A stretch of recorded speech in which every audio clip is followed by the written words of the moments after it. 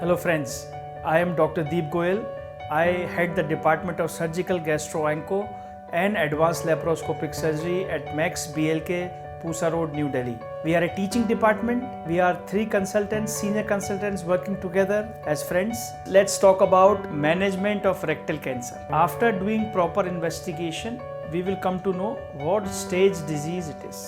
1 से 4 स्टेज होती हैं किसी भी कैंसर की। इसी तरह रेक्टल कैंसर में स्टेज 1 टू स्टेज 4। अगर स्टेज 1 एंड स्टेज 2 है तो हम डायरेक्ट सर्जरी कर सकते हैं। सर्जरी में हम लेप्रोस्कोपिकली, रोबोटिकली या चीरा लगा के, विच है कन्वेंशनल सर्जरी बोलते हैं, जैसा कि मैंने कोलन कैंसर के लिए भी बताया था, हम उसको ट्रीट कर सकते हैं। आजकल हम रोबोटिक सर्जरी करते हैं रेक्टल कैंसर के लिए, क्योंकि रेक्टम के आसपास बहुत सारी नर्व्स होती हैं जो कि यूरिन और सेक्सुअल फंक्शन को कंट्रोल करती हैं और उनको इफेक्ट करती हैं। तो हमें देखना होता है कि हर तरीके से इन नर्व्स को सेफ गार्ड करना हो। रोबोटिक सर्जरी में विजन और प्रिसीशन ज़्यादा होता है, इसी वजह से हम इस पर्टिकुलर कैंसर के लिए robotic surgery we feel is better. जो डिजीज पार्ट होता है जिसमें कैंसर होता है, उतना रेक्टम का हिस्सा हम निकाल देते हैं, which is around 15 to 20 centimetre, और बची हुई कोलोन को नीचे लाके जोड़ देते हैं। इसको हम बोलते हैं कोलोरेक्टल एनास्टमोसिस।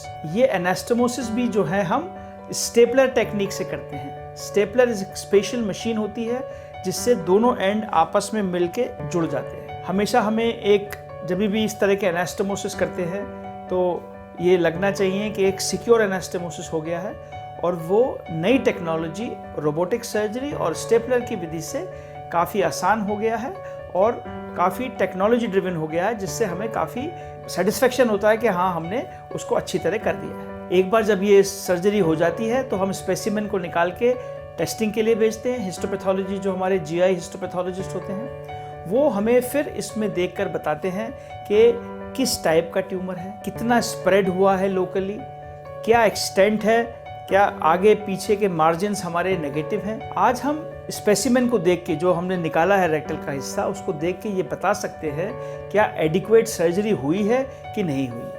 तो एक क्वालिटी ऑफ सर्जरी को भी मेंटेन रखता है। अगर हमारा स्टेज 3 और स्टेज 4 का कैंसर होता है तो हमें पहले रेडिएशन और कीमोथेरेपी, उनका कॉम्बिनेशन देना पड़ता है। कभी हम पहले कीमोथेरेपी देते हैं, बीच में रेडियोथेरेपी करते हैं, या कभी हम पहले रेडिएशन देते हैं और हल्की कीमोथेरेपी देते हैं and later on aggressive chemotherapy देते हैं। तो ये बहुत सारे कॉम्बिनेशन होते हैं और ये हम डिसाइड करते हैं after discussing in our GI tumour board. GI tumour board में medical oncologist, radiation oncologist, surgical oncologist, radiologist जो एमआरआई और सीटी स्कैन देखते हैं, पैथोलॉजिस्ट, ये मेनली 5-6 लोगों की टीम होती है जो पूरी ध्यान से पेशेंट की रिपोर्ट्स देख के डिसाइड करते हैं कि किस डायरेक्शन में हमको जाना है।